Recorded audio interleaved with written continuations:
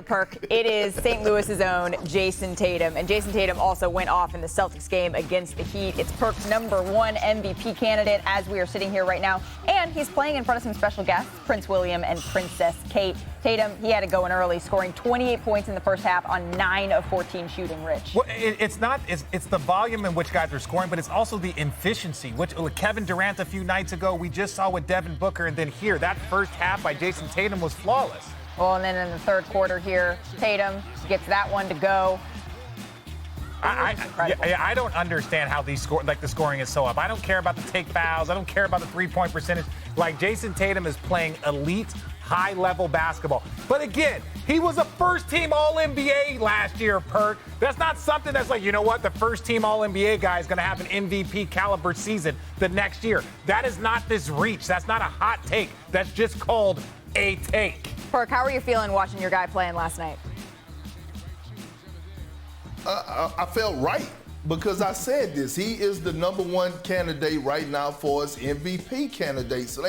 And no one could deny that. And I get it. It's a long list of players, but Jayson Tatum attacking the basket and playing with this passion is the Jayson Tatum I've been waiting on. He came back with a chip on his shoulder, and he wants that title of being the best player of the NBA, along with winning the MVP. Shine with it. Prince William saying he's very good. So under a minute left to go here, Tatum trying to go for 50. The three rims out. He would finish with 49 points. Here's Jayson Tatum after the game.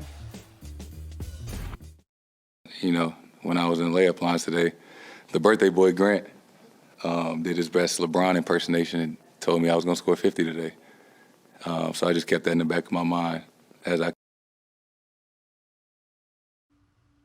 All right. Well, it's time for one of my favorite segments then. Perk, what did you tweet after this game?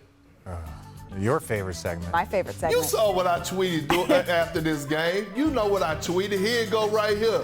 If Jayson Tatum continues to play at this level with the passion, they will be riding on those ugly-ass duck boats through Beantown come late June.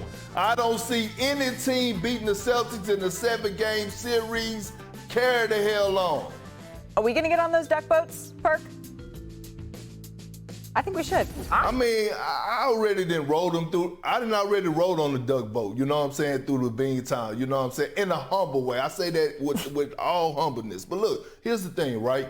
Jayson Tatum playing the way that he's playing right now and the way that this Celtic roster is currently constructed, Jaylen Brown, you know, all-star caliber player. Marcus Smart has taken a tremendous leap at the point guard position, proven a lot of people wrong and worked on his game, his IQ. The addition of Malcolm Brogdon, Derek Wright, they still don't even have Robert Williams. Big Al Horford mixing it up. Look, if this team, if Jayson Tatum is playing like this for the rest of the season consistently, no team in the NBA is going to beat them in a 7-game series. Don't come with the Chris Middleton was out. You know, Giannis and them still knocking at the door. I don't want to hear none of that. Jayson Tatum is on a mission. He told us how he lost sleep. He told us how miserable he was after the finals, and he wants to complete the mission. There, I said it. Okay, we're going to rewind it a quarter of a second. I agree with Perk's list, except the bottom of it. I did not have Halliburton over.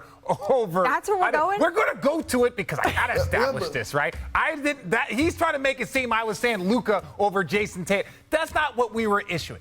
Jayson Tatum, the thing that I find most impressive about this start to the season is that he had a shortened summer. When you go to the NBA Finals, you got to take 5 weeks off. You got to take some time to let your body recover. But once he got back into the lab, he had to work on everything that he needed to improve on, especially when we saw it during the NBA Finals. He was struggling to finish. There were some inconsistencies in the paint, and now he is he's out shooting Giannis in the paint. Giannis is he's the Greek freak. He does things that we've never seen before. So yes, to Perk's point, if Jayson Tatum continues playing at this level, they are going to be the favorites down the stretch. Now, we're only a quarter of the way in the season. That means there's 3 more quarters. You don't win any games. You don't win any championships in the first quarter. You got to keep doing it all 4 quarters.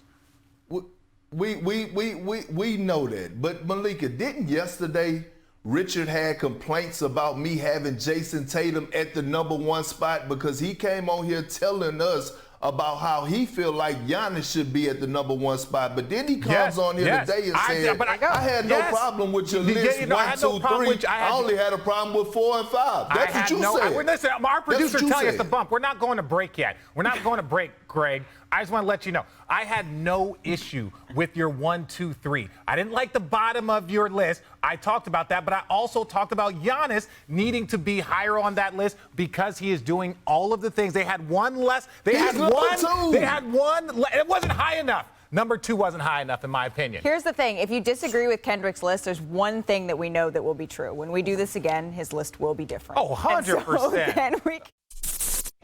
Thank you for watching ESPN on YouTube. For live streaming sports and premium content, subscribe to ESPN+.